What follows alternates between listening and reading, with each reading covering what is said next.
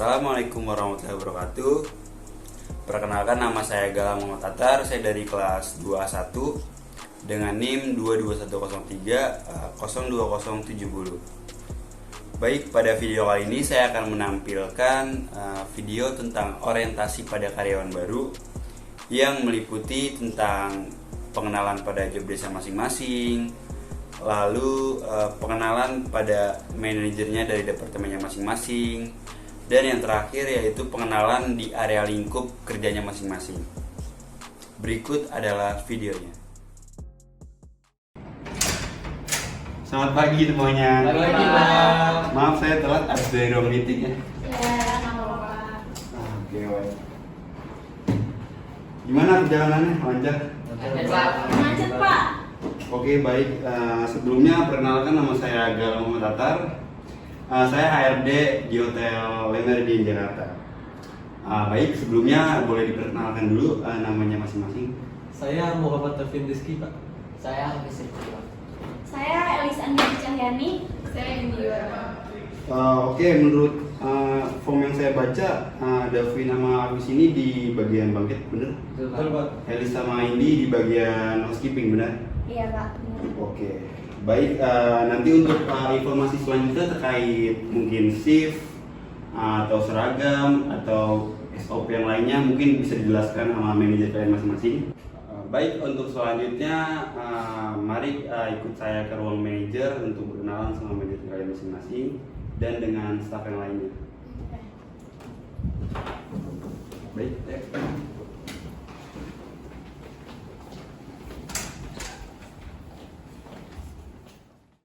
Nah, lalu setelah karyawan baru bertemu dengan HRD, lalu proses orientasi pun dimulai. Yang pertama yaitu karyawan baru diperkenalkan dengan manajernya pada departemennya masing-masing. Berikut videonya. Permisi. Selamat pagi, Selamat Bu. pagi. Maaf mengganggu waktunya. Di sini saya mau mengenalin karyawan baru di sini. Kenalin, ini Bu Nurul, manajer dari housekeeping, dan ini Bu Sipa, manajer dari bangket. Mungkin informasi selanjutnya akan disampaikan oleh manajer kalian masing-masing. Mungkin silakan perkenalkan dulu aja. Pagi, Bu. Pagi. Indi. Makan sih, Bu. Selamat bergabung ya. Iya, Bu. Selamat bergabung. Selamat bergabung ya. Semoga aman. Selamat bergabung.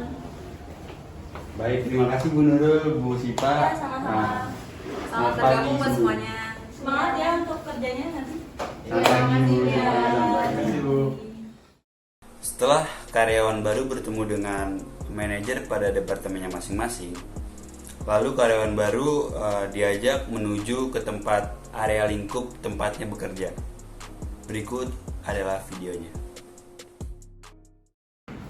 Selamat pagi. Pagi Pak Galang. Ada apa, Pak? Lagi ngapain? Lagi siap-siap buat acara meeting nanti sore Pak. Kenapa? Baik, enggak, ini ada rekan tambahan di divisi bangket. Oke. Perkenalkan dulu aja. Pagi, Pak. Halo Mas. Andri. Halo Andri. Davin.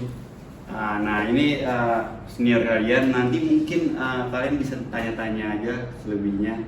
Mohon bantuannya, Bang. Siap, nanti gua bantu. Oke, baik. Terima kasih. Oke. Terima kasih Nadia. Siap. Gila.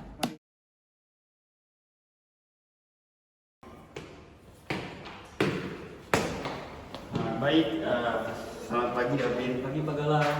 Kenalin, ini rekan kerja kalian, Davin. Elis, Kak. Davin. Indi. Davin. Baik, nanti untuk informasi selanjutnya tanya-tanya ke Davin aja, dia lebih senior. Dan saya satu lagi nih, saya mau kenalin pantry. Nah, ini tempat kerja kalian untuk meletakkan barang-barang atau alat-alat kebersihan lainnya. Baik, terima kasih Davin. Terima kasih. Semoga betah ya. Ya.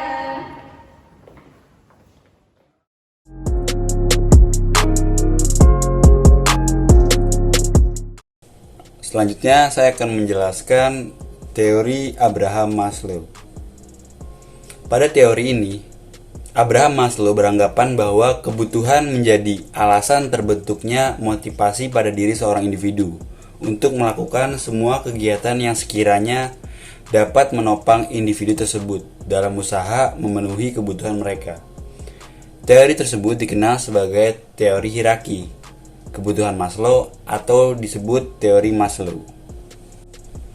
Berikut adalah kebutuhan-kebutuhan dalam teori hierarki atau kebutuhan Maslow. Yang pertama yaitu ada kebutuhan dasar atau fisiologi. Kebutuhan dasar merupakan hal yang harus terlebih dahulu terpenuhi agar manusia dapat bertahan hidup dan melanjutkan hidupnya. Kebutuhan fisiologis merupakan kebutuhan manusia akan oksigen, air, makanan, suhu tubuh yang normal, tidur, dan lain sebagainya. Lalu yang kedua itu ada kebutuhan akan rasa aman. Untuk melangkah ke tingkat selanjutnya, seorang individu harus memenuhi kebutuhan pada tingkat ini.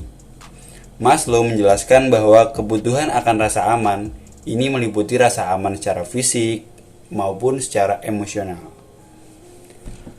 Pada tingkat ini tergantung pada usia dari individu tersebut. Contohnya seperti anak-anak yang lebih membutuhkan pendampingan orang tua karena tingkat kewaspadaan diri anak yang masih rendah.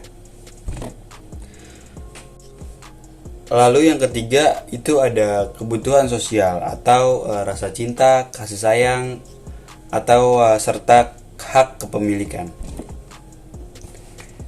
Pada tingkat ini, seorang individu membutuhkan cinta, kasih sayang, dan memiliki hak kepemilikan terhadap suatu hal. Selain itu, seorang individu dapat mendapatkan kebutuhan di tingkat ini dengan menjalin pertemanan dengan individu lain, membentuk keluarga, bersosialisasi dengan suatu kelompok, beradaptasi dengan lingkungan sekitar, serta berada dalam lingkungan masyarakat. Yang keempat itu ada kebutuhan mendapatkan penghargaan. Yang dimaksud penghargaan bagi Maslow adalah harga diri. Setiap individu berhak mendapatkan harga diri mereka masing-masing. Harga diri dapat berasal dari diri sendiri maupun orang lain. Menurut Maslow, harga diri dibagi menjadi dua, yaitu bentuk menghargai diri sendiri, dan yang kedua bentuk penghargaan dari orang lain, seperti pujian. Lalu yang terakhir, yang kelima, yaitu kebutuhan untuk mengaktualisasikan diri. Kebutuhan di tingkat ini merupakan kebutuhan yang paling tinggi. Aktualisasi diri dapat diartikan sebagai wujud sesungguhnya untuk mencerminkan harapan serta keinginan seorang individu terhadap dirinya sendiri. Selanjutnya saya akan menjelaskan teori McLellan. McLellan merumuskan kebutuhan yang terkait dengan motivasi menjadi tiga, yaitu yang pertama, kebutuhan terhadap prestasi, yang kedua, kebutuhan terhadap kekuasaan, dan yang ketiga, kebutuhan terhadap afiliasi. Yang pertama, kebutuhan terhadap prestasi. Karyawan dengan kebutuhan prestasi yang kuat biasanya berorientasi pada hasil. Mereka termotivasi untuk terus-menerus mengatasi tugas-tugas yang menantang, namun dapat dicapai. Mereka akan berusaha menyelesaikan tugas atau proyek secara lebih baik dari yang mereka harapkan untuk mengesankan prestasi mereka, dan mereka seringkali menginginkan promosi atau kenaikan gaji sebagai pengakuan atas prestasi mereka. Lalu yang kedua yaitu kebutuhan terhadap kekuasaan. Contohnya, karyawan dengan kebutuhan terhadap kekuasaan yang tinggi termotivasi untuk memiliki pengaruh dan kekuasaan terhadap orang lain. Mereka senang jika memiliki otoritas dan dihormati oleh orang lain, mendorong mereka untuk mengejar pengakuan status, dan mereka juga berusaha untuk memenangkan persaingan untuk mendapatkan kendali dan menuju posisi puncak. Dan yang terakhir, yang ketiga, kebutuhan terhadap afiliasi, yaitu karyawan dengan kebutuhan afiliasi yang kuat senang membangun dan mengembangkan hubungan interpersonal. Mereka menyukai lingkungan kerja yang ramah, di mana rekan kerja mereka memiliki kedekatan satu sama lain, dan mereka termotivasi untuk menjadi lebih baik dan diterima dan disukai oleh orang lain.